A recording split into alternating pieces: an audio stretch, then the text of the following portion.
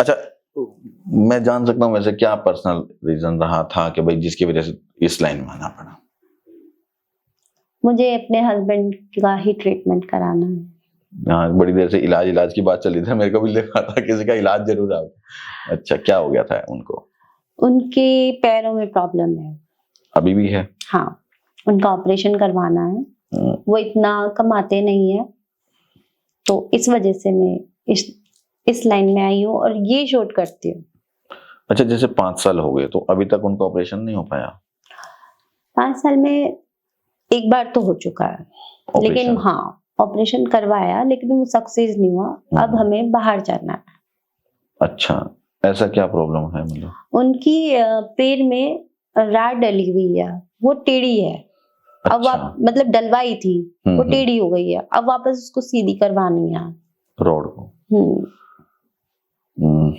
और घर के खर्चे हैं सारे, बहुत सारी चीजें हैं। मकान भी चाहिए रहने को, खाने को भी चाहिए, सारी चीजें सोचनी पड़ती है। जब एक औरत नंगी हो रही है तो कोई कारण से होती है, बिना वजह नहीं। हाँ, बिना देखो किसी रीजन को के। शौक नहीं होता है नंगे होने का।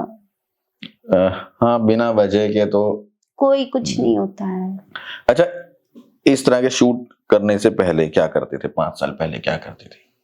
हाउस वाइफ थी मैं पहले, कुछ भी नहीं करती थी। कुछ भी नहीं? नहीं, घर से बाहर निकलने से पहले 10 बार सोचती थी। अच्छा। ठीक था, सब कुछ नॉर्मल था, लेकिन रिक्वायरमेंट बढ़ गई। हस्बैंड के पैर बिल्कुल खराब हो गए, खाने के लिए भी लाले पड़ गए। 4 महीने तक खाने को नहीं मिला, तो फिर अच्छा, इसी वजह से फिर मैं इस लाइन में आ गई। ओहो। तो हर चीज का कोई ना कोई रीजन होता है, रीजन के बिना कोई आप गलत नहीं कर सकते हो।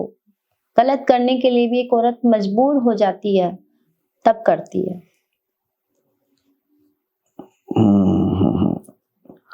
अच्छा, जब शुरू किया था तब लग रहा था कि मैं गलत कर रही हूँ? हाँ बिल्कुल लगा मुझे।